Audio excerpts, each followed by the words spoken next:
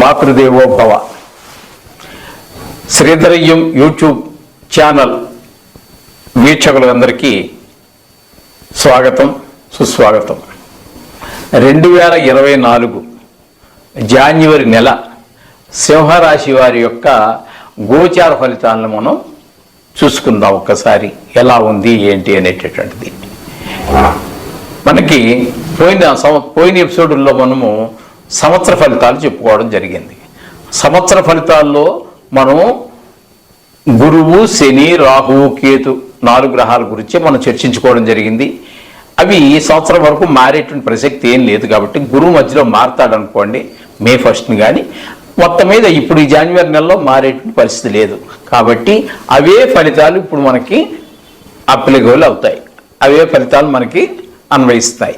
ఇకపోతే మిగిలినటువంటి 5 గ్రహాల్లో చంద్రగ్రహం పక్కన పెట్టండి, ఎందుకంటే అది ఈ 2 రోజులకే మారిపోతూ ఉంటుంది. 2 నుంచి 2.5 రోజుల లోపల మారుతూ ఉంటుంది కాబట్టి దాన్ని కాసేపు పక్కన పెడదాం. ఇకపోతే రవి, బుధ, కుజ, శుక్రులు యొక్క ఫలితాల గురించి మనం ఇప్పుడు చర్చించుకుందాం. చర్చించుకున్నట్టయితే ఇక్కడ మనకి ఈ సింహరాశి వారికి ఈ రవి, బుధ, కుజులు వీళ్ళందరూ కూడా 6వ స్థానంలో యోగిస్తారు, యోగించే గ్రహాలు అవన్నీ కాబట్టి అంచేత వాటి ఫలితాలు మనకు శుభప్రదంగానే ఉంటాయి. మిగతా విషయాలు అన్ని గ్రహాల విషయాలు కూడా కొంచెము మనకి అనుకూలమైనటువంటి ఫలితాలు ఇస్తూ ఉన్నాయి ఇవన్నీ కూడా చక్కగా. అందుచేత మీరు ఏమైనప్పటికీ కూడా మనం చెప్పినటువంటి రెమెడీస్ అదేదో గ్రహాలు బాగలేకపోతే మాత్రమే కాదు, గ్రహాలు బాగున్నా కూడా ఈ యొక్క రెమెడీస్ మీరు తప్పకుండా చేసుకుంటూ ఉండండి.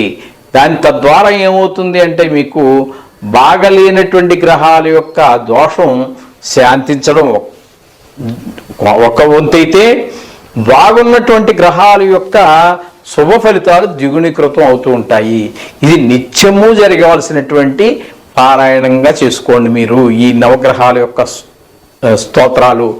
ఇంకా మిగతా వారికి అర్హత ఉన్నటువంటి వారు, వేద మంత్రాలు తెలుసున్నటువంటి వాళ్ళు, తెలుసుకోదగడానికి అర్హత ఉన్నటువంటి వాళ్ళు, నోరు తిరిగేటటువంటి వాళ్ళు ఎవరైతే ఉన్నారో వారందరూ కూడా ప్రకాశక మంత్రాలని ఉంటాయి, వేద మంత్రాలు, అవి నేర్చుకుని చెప్పుకోవచ్చు.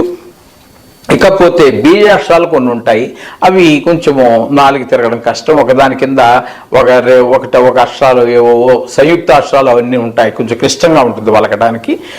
వేదమంత్రాలు కూడా కష్టమే, కానీ ఈ శ్లోకాలు అనేటటువంటివి సర్వసామాన్యంగా మామూలు తెలుగు చదవడం వచ్చినటువంటి ప్రతి వారికి కూడా నోరు తిరిగే విధంగానే ఉంటాయి.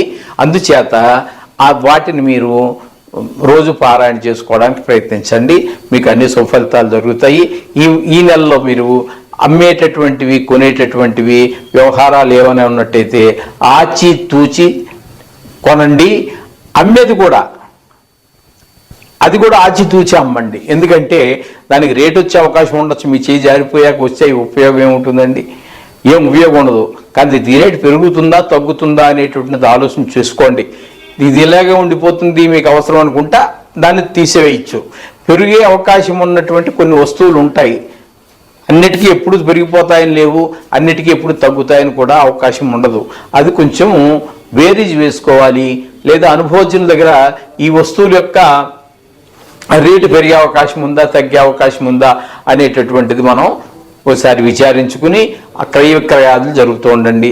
మిగతా కుటుంబ విషయాల్లో కానీ అన్ని విషయాల్లో మళ్ళీ మీకు అన్ని చక్కగా ఉంటాయి, ఏం ప్రాబ్లం ఏమి ఉండదు.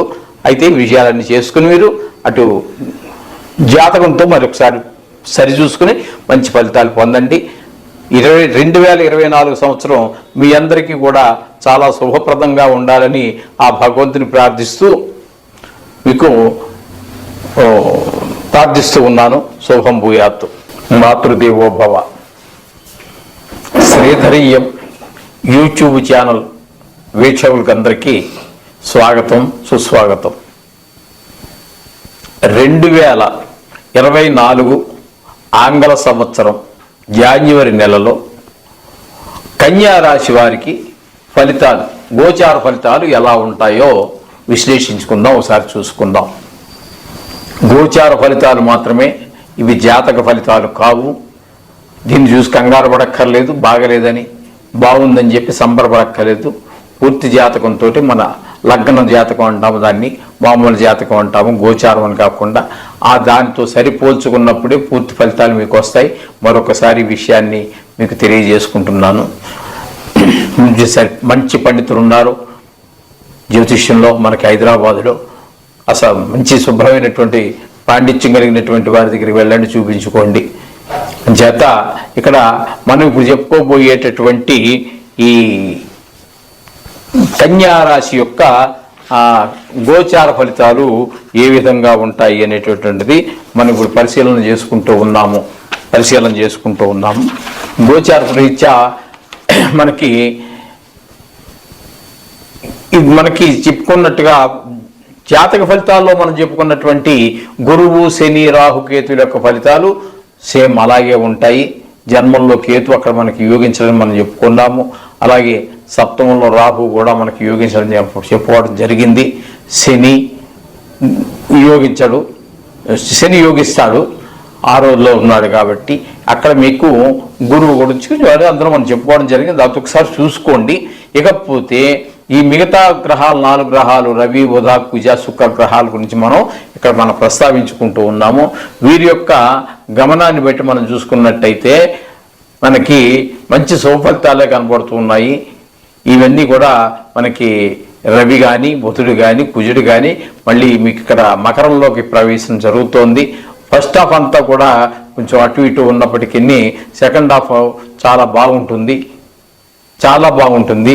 అది కొంచెము ఫస్ట్ హాఫ్లో కొంచెం తగిన జాగ్రత్తలు వహించండి. ఎందుకంటే మీరు కొంతకాలం ధనురాశిలో ఉంటున్నారు. 15వ తారీఖు నుంచి రవికి అందరికి వెళ్తున్నారు, కుజుడు మళ్ళీ అక్కడి నుంచి అక్కడికి మారుతున్నారు, 5వ స్థానంలో మారటం జరుగుతుంది. కాబట్టి అక్కడి నుంచి ఫలితాలు కొంచెము భిన్నంగా మనకు అనుకూలమైనటువంటి ఫలితాలు వస్తూ ఉంటాయి. అందుచేత అవి చాలా మంచిది. అలాగే శుక్రుడు కూడా మనకి మారేటటువంటి పరిస్థితి ఉంది.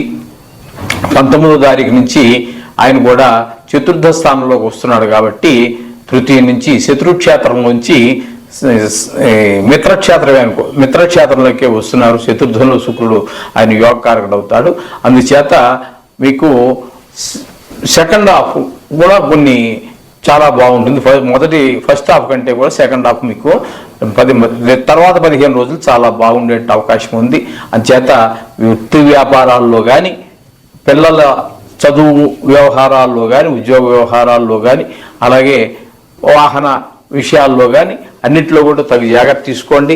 రోజు దైవ ప్రార్థన చేసుకుంటూ ఉండండి. ఈ నవగ్రహాల్ని ప్రార్థించండి.